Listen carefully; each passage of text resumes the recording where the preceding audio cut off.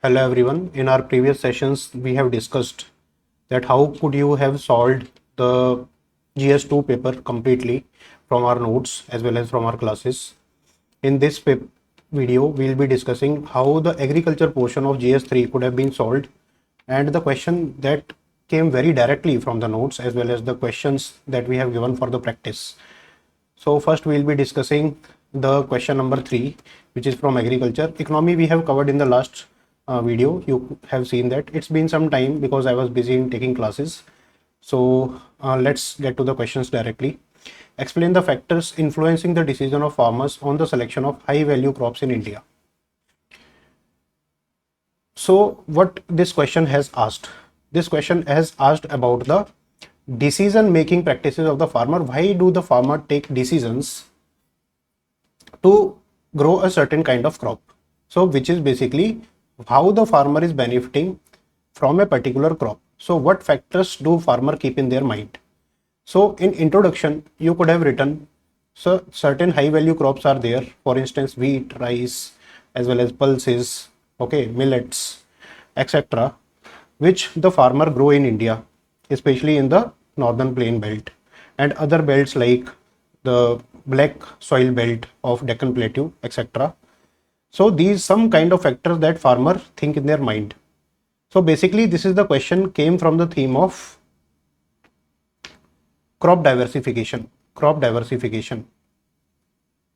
And we have given this answer in our notes in the cropping pattern of India, where various factors have been included which are being considered before growing a certain kind of crops.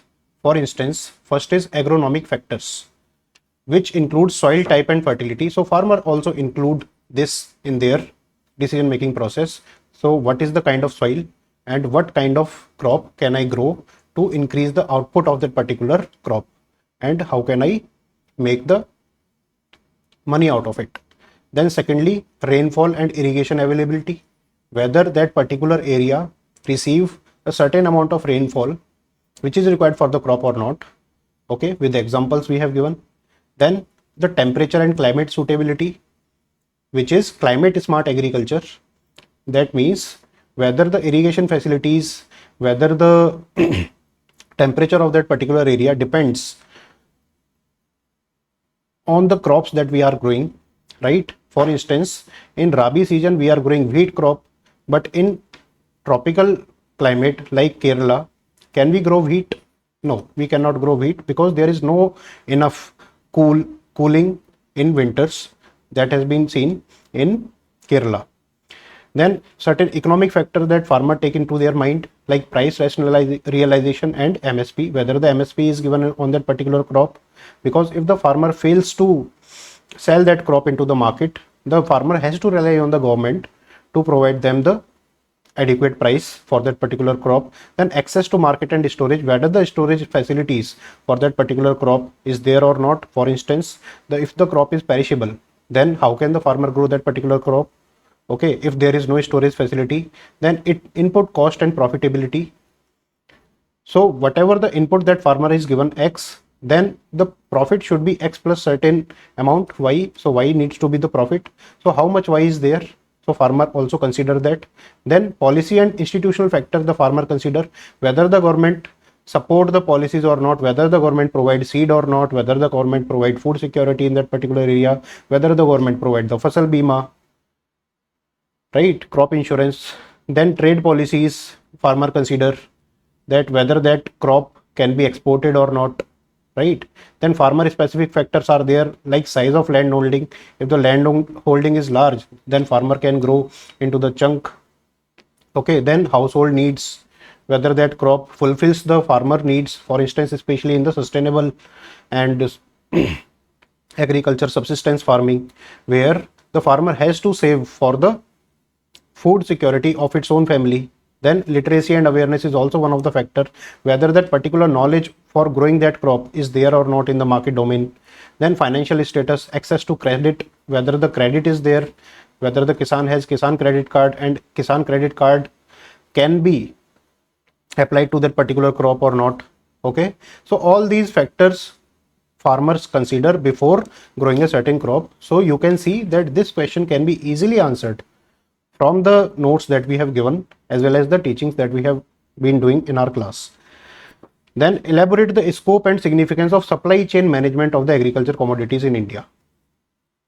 Scope and significance of supply chain management. Supply chain management is a very major topic in agriculture that we see, and it comes in various like dimensions, like supply chain management in agriculture marketing, supply chain management in food processing industry, supply chain management in product procurement of seeds, for instance. Then supply chain, how can supply chain management increase the income of the farmers? So all these comes into the supply chain management. So we have given specifically on the supply chain management various questions also, like what are the bottlenecks in upstream and downstream processing of the marketing of agriculture products in India. So these bottlenecks are what? Basically supply chain bottlenecks. What are the upstream bottlenecks? The lack of market access at farm level. Like 80% of Indian farmers are small and marginal. Okay, so they don't have adequate storage infrastructure, adequate transport infrastructure, adequate marketing infrastructure, right? So we need to provide that. Then inadequate storage and post-harvest infrastructure is not there, like cold chain, warehouses, drying yards, we don't have. Then lack of grading and sorting and standardization facilities. So how can the farmer assess the quality of the produce? So if the quality of that produce is being ascertained, then it is easy to sell that particular produce into the market, right? So without grading or certification, farmer cannot access premium market for exports. So this result in heap sales. Heap sales means this result in stress sale. In a stress sale, farmer are not able to get the adequate amount for the produce. Then farmer will be in the loss. Then poor transport connectivity. So this is also one of the main reason for the supply chain management. Lack of pakka roads, transport delays are there. Then due to this, perishable goods suffer. Then limited access to credits and input. Then inadequate marketing information which is there. So these are the supply chain bottlenecks. Then what are the downstream bottleneck after the point to the consumer, like fragmented and oligopolistic mandis. Like APMC Act mandates the farmer to sell into the certain area which is called APMC. Farmer cannot sell that produce into any other market. So this is the law. Basically, due to this, what happens? The cartelization, monopoly of the commission agent happens, which reduces the farmer income. Then inadequate market infrastructure is there. Okay, like weighing machines is not there. Grading facilities is not there. Then barrier to interstate trade. It is also one of the major reason. So ENAM government has introduced, but despite that, interstate movement of the produce is often restricted by local taxes, penalties and levies. And obviously the monopoly of commission agent is there, which threaten farmer if they sell outside the state. Then limited role of farmer producer organization, because there is a lot of like mismanagement happens at the local level, due to which various farmers cannot come together to form a farmer producer organization. Okay, so this is the bottleneck. Then low private investment in agro processing and retail. Private investment is not there. Lot of investment in IT, lot of investment in, for instance, manufacturing, but there is no one is ready to invest in the agriculture sector. So basically farmer is producing crop for subsistence. They are not producing crop for like profit. So farming needs to be the business of the future. If it is the business, farmer take it as a business, then it will grow. Farmer can set the price of their produce. So which is not happening as of now. Then inadequate linkage with export and processing markets. Grading is not there. So due to which the export suffers. So what we need to do? We need to strengthen the rural infrastructure. We need to unify national market implementation. We need to empower FPOs and cooperatives. We need to enhance storage and cold chain facilities. Okay, we need to revisit legal infrastructure, like farm laws needs to be reintroduced in a new form so that the farmers also get the benefit, as well as the corporatization of the farm sector completely does not happen. It will be in the regulated domain. So all these things we can do. So the same answer you have to write in the supply chain management of agriculture commodities. Not only this question, we have given this question again and again, like supply side constraint. Okay, then demand side challenges, then supply chain management in food processing. So upstream challenges, processing stage, downstream challenges, challenges in supply chain management, fragmented supply chain, lack of infrastructure, logistics. So all these, and the what government is doing, government initiatives we have also given. And again we have given the different question in other test, like what is the role of supermarket in supply chain management. It has also come in the previous years. Okay, how do they eliminate the number of intermediaries? So intermediaries are eliminated by the supermarkets, and how it will benefit the supply chain sector in the country. So it is the same answer that needs to be written in this question. What is the scope and significance of supply chain management, right? So direct sourcing from farmers we can do, integrated logistic and cold chain we can do, standardization and grading we can do, okay, forecasting of demand we can do, transparent pricing and assured procurement we can do. So this is how the same question we have practiced multiple times in our practice, right? Then coming to the next question of the agriculture.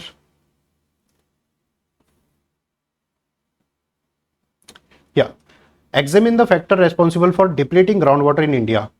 What are the steps taken by the government to mitigate such depletion of groundwater? This is the GS3 question.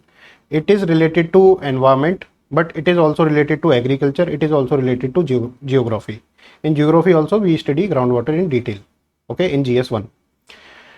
So we have given the specific, so one again like supply chain question. So we have given multiple question of supply chain. So just see this, groundwater depletion in India, facts are there.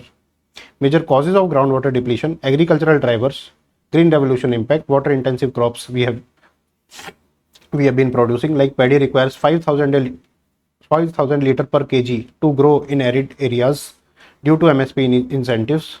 But at the same time, China grows in how much liters? In just 500 liters per kg. Okay, so we have like 10 times less productivity in rice in comparison to China. Then agricultural subsidies we are giving, so that indiscriminate pumping is there, especially in the arid region of Punjab and Haryana. Inefficient irrigation techniques, then policy and legal issues are there. Then urbanization and industrialization are there, due to which the percolation of groundwater does not happen. Okay, the surface water run off into the rivers and then into the sea. Then environmental and climatic factor is also there because of erratic rainfall. So we do not have adequate amount of water to recharge our underground, right, aquifers. Then loss of recharge areas due to deforestation, due to reduced infiltration. Then we are doing illegal sand mining, okay, in our country. We are not regulating that properly, due to which what happens, flood plains get destroyed, and due to the destruction of flood plains, the groundwater recharge does not happen, and at the same time pollution increases. Then groundwater contamination is also there, like nitrate contamination, where it happens, like what disease it causes. Then fluoride contamination, where it happened, what disease it causes. So all the metals, heavy metals, as well as the pollutants we have given. Okay, then what are the regulatory framework of the groundwater management in India, as has been asked in the question, steps taken by the government. So it is very clearly written here, like at central government there is a central groundwater authority, then central groundwater board. What it does, it basically regulates, okay, then it implements, it makes policies, and the authority implement that policy. Then at state level we have different laws at the same time, like Andhra Pradesh Water and Land Trees Act, okay, which basically tells the water metering framework. It does the water metering. Then model groundwater bill the government has introduced, which various states has implemented, some states have not implemented. Then there are various projects and schemes like Atal Bhujal Yojana.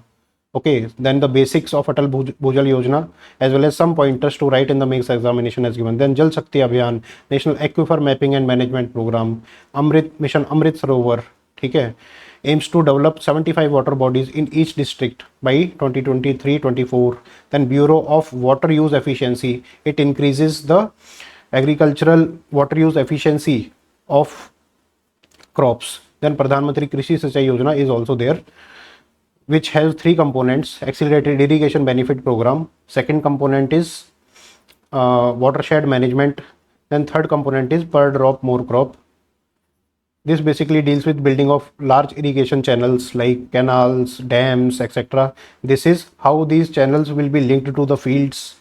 So all the check dams, small dams, Okay, ponds come into this program. Then per drop more crop, like on farm irrigation practices like drip irrigation, then sprinkler irrigation is come in the this. So there are a lot of initiatives that has been, then state-wise initiatives have also been given.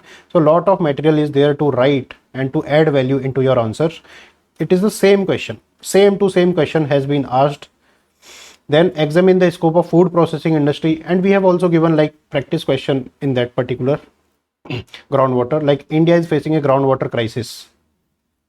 Discuss the reason over extraction of groundwater, evaluate current policy responses.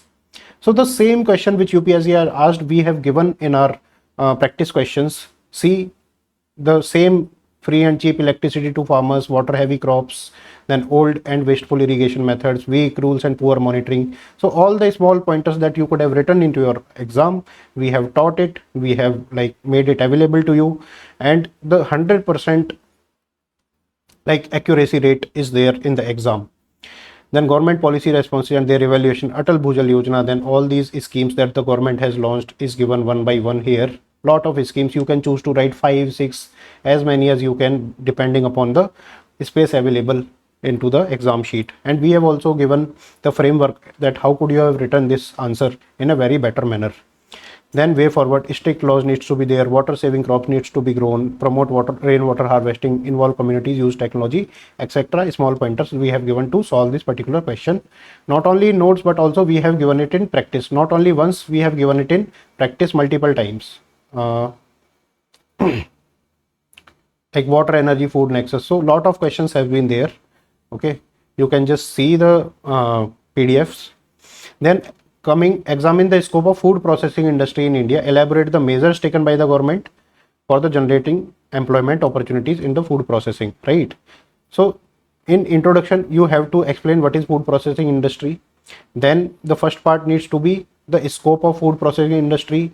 Then the second part would be what the government has taken measures.